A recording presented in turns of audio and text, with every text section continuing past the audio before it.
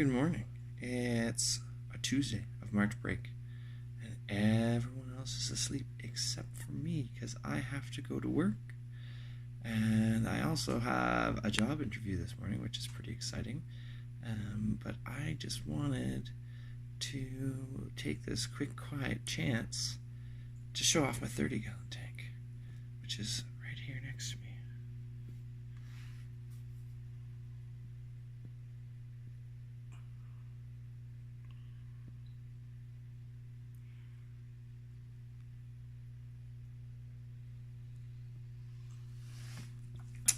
So this tank is currently stocked with some rainbow fish.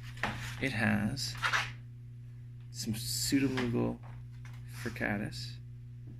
It has some Bosmani rainbows swimming around the back. It has some dwarf neon rainbows.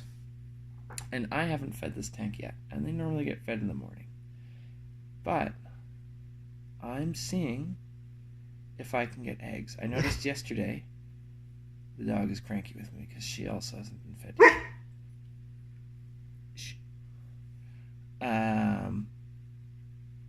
I also haven't been fed yet, for the record. No one's eaten at all because it's, I don't know. I'm seeing if I can get eggs. Now, oh, and there's some neon tetras in here too. And there's some wild type cherry shrimp. And up until a couple days ago, I had a sorority of beta fish, and they were doing all right. But I suspect that they ate any eggs that the rainbows dropped. And I used to get eggs out of here. I've tried dangly spawning mops. What I'm trying right now is a spawning mop down at the bottom in their shady spot. But I have not had any eggs hatch. Now I know you're not supposed to breed rainbows in a community tank because they could hybridize and they get ugly, and if that happens, I have frogs that I will feed those fry to. But I just want to see if I can get eggs and raise eggs up, and then I'll worry about setting up a breeding tank and pulling out pairs. Finding pairs has also been difficult. But I really like this tank. It was my first dirted tank, and I dirted it with just pond plant soil.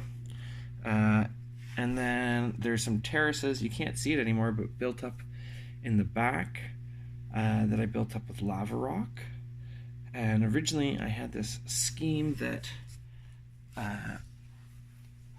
you get kind of this terrace stuff going on, that there was going to be a terrace there, and you can almost kind of see where there was going to be a terrace over here, and I was going to have just Val scenario over here, and I was going to have just Kimbamba there, and I was going to have this Rotala coming out here, and my Hydrocardyl tripartita. And then at auctions I won some Ludwigia, so I put that in there, and at Christmas as a trivia I won some Crips, and so I threw them in there, and there's some moss that is on the lava rock. So the plants do well, the fish mostly do well. I had some issues with flow, but I fixed them, and then I think I was at the edge of having issues with flow, and I fixed that too. So what I've got is I have 2 power heads in here. That's it. I've done my water chemistry test, and it's fully cycled. Everything's going the way it should.